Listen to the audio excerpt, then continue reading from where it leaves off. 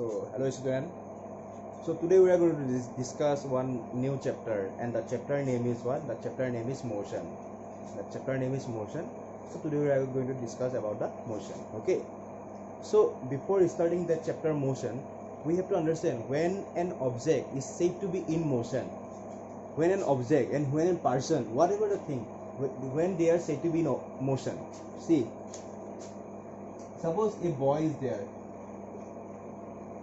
Suppose there is a boy and the boy goes to his school. The boy goes to his school.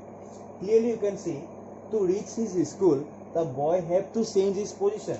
He have to change position. The boy have to be change his position to go to the school. That means what? The boy should be remain in motion. That is, the boy should be in motion to reach school. Then you can say that the boy is in motion because the boy is changing his position. Similarly, the school never changes its position. The school remains at the same place where it is situated. So the school have not any motion. The school at rest. Okay. So school will be considered as at rest, and the boy will be considered at motion because he is changing its position. Okay. So after that we have another topic.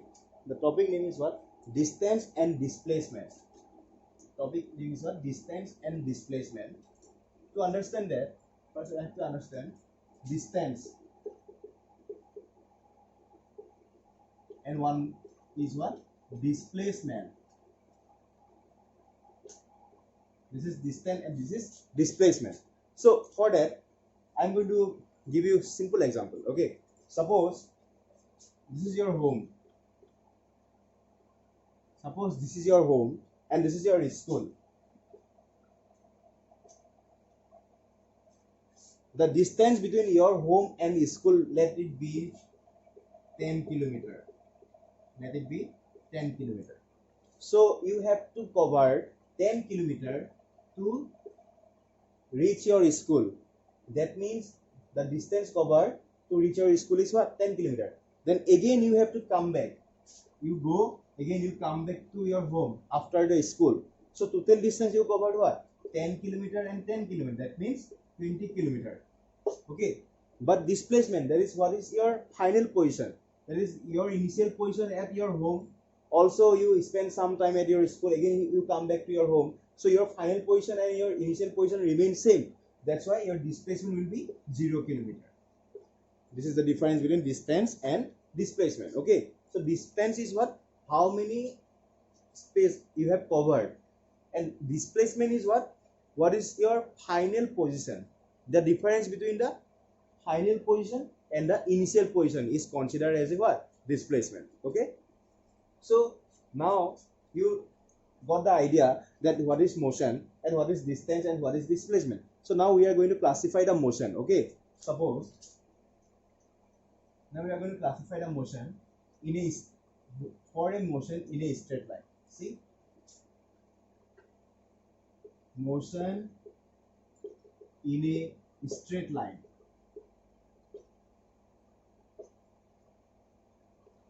Motion in a straight line. Say one car, the car start moving from point A to point B. Okay, from point A to point B, it covers, suppose within 10 minutes. Within 10 minutes is covered, suppose 10 kilometer. Again from point B to point C, it covers within 10 minutes 10 kilometer. Then again from C to D, it covers 10 kilometer in 10 minutes. So you can clearly see that the time interval and the distance covered in the same time interval and same distance is covered. That means you can say that the car is in uniform motion. Then we have non-uniform motion. So what is non-uniform motion? See, non-uniform motion is what? Suppose for the first 10 minutes it covers 10 kilometer. Then for the second 10 minutes it covers suppose 5 kilometer. Okay. Then again for the next 10 minutes from C to D, it covers suppose 15 kilometers. So clearly you can see that the time interval is same, 10 minutes, 10 minutes, 10 minutes, but the distance covered is not same. So this type of motion will be considered as a what? Non-uniform motion. So uniform motion definition if asked, then we have to say when an object covers equal distance in equal interval of time, then this is called uniform motion. And when an object covers different distance in a different equal interval of time, then this is called non-uniform. Then this is called non-uniform motion. Yes. Okay. So there are some formula to find the uniform motion and non-uniform motion. So again, before starting that, we have to understand what is speed. There is a new topic. What is speed?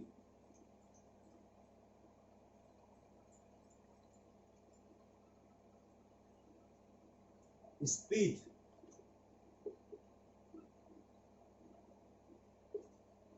So in your junior class, suppose in class 7 or class 8, you have learned about the speed. So I am going to recall you that it is what?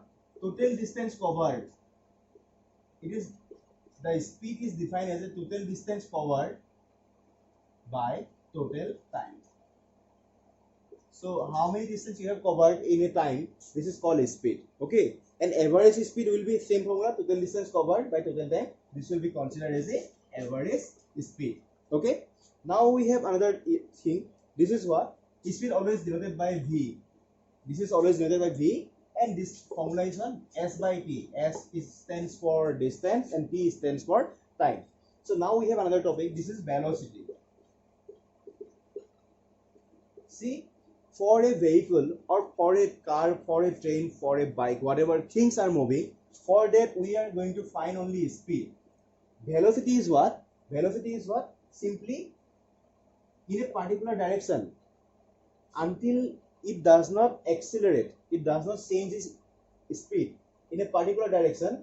This is called velocity. That means if you slightly change the direction, then this velocity will be broken and there will be introduction of new velocity. And again, suppose you are going at 60 km/h in a straight line. Suddenly you change the direction, but remaining speed same 60 km/h. But that time also the velocity will be different, because this is another velocity and this is another velocity, and because in velocity the direction is needed. But suppose you are going 60 km/h in that direction from A to B. Again you are going from B to C, no, without changing the direction, you are going 50 km/h or 70 km/h. That time also this will be another velocity. Why? Because in velocity you cannot change the speed and cannot change the direction. Okay, this is the basic difference between the velocity and between the speed. Okay, so when the speed is with direction, this will be considered as a what? Velocity. Okay, so velocity, generally average velocity, just like average speed, we also have average velocity. So average velocity is generally defined as a what?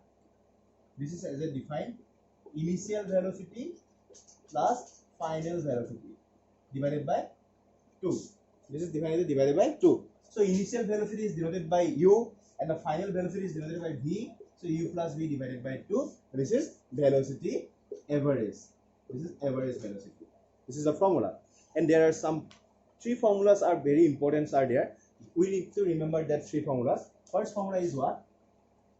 First formula is what? A equal to V minus U by T. Here A means acceleration of the object, V means final velocity, and U means initial velocity. And T means time. Okay, this is the number 1 formula.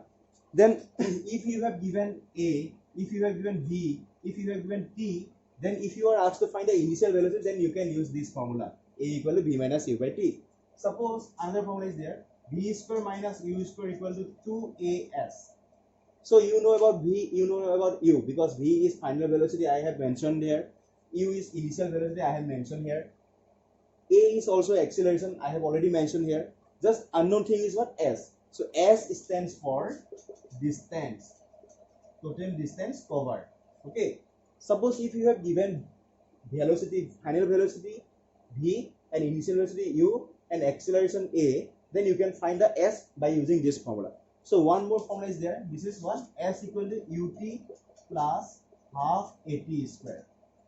Here what will happen, if you have given this, if you are asked to find the distance and giving initial velocity and acceleration and time, then you can find this distance by using that formula. Also you can derive other unit also from that particular formula. So you need to remember to do the maths of this chapter, you need to remember only these three formula, that is v a equal to v minus u by t.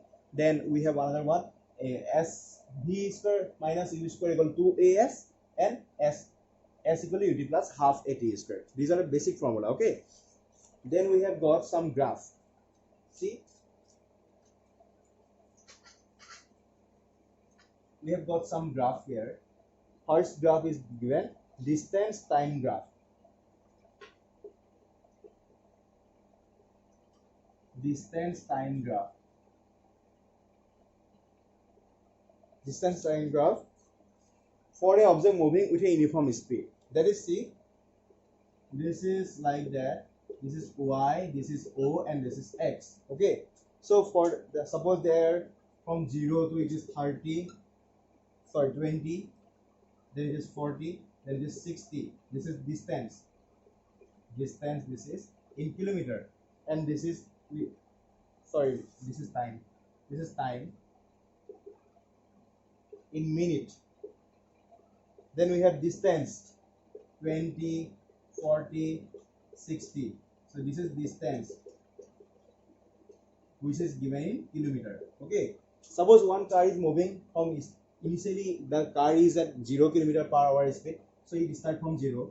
So after 20 minutes, suppose the car moves 20 km. As it is in uniform motion, so equal interval of time, equal distance will be covered. So again after 20 to 40 there will be 20-minute interval. So after 20 minutes again it will cover another 20 km, that is 40 km. It will be in 40. Again after 20 minutes, that is here, it will cover up to go there. So if you join this line, you will go away, you will get a straight line. Okay, this is the distance time graph for uniform motion. Another one, we have distance time graph for non-uniform motion. See here, what is this non-uniform motion definition? The definition is what? When in equal interval of time, the non-equal distance is covered. Suppose for the first 20 minutes the car covers 20 km. Okay, this is correct. But what will happen? Suddenly, suppose the road condition become very bad. So another 20 minutes, the car cannot cover 20 km. He cover only, suppose 10 km from this point. Say it will be there. It will be there. Then again, suppose another 60 km. Suppose the road condition becomes very well, so it can cover not only 20 km from here. It can cover, suppose, another 30 km. So it will cross this level. Okay. So if you join this, you will get a graph like that. Okay. So this is what distance time graph for non-uniform motion object. Okay. So these are the basic criteria we have to understand, and to do the maths we need to remember these three formula. Okay. So except with the help of this only we can do all the questions.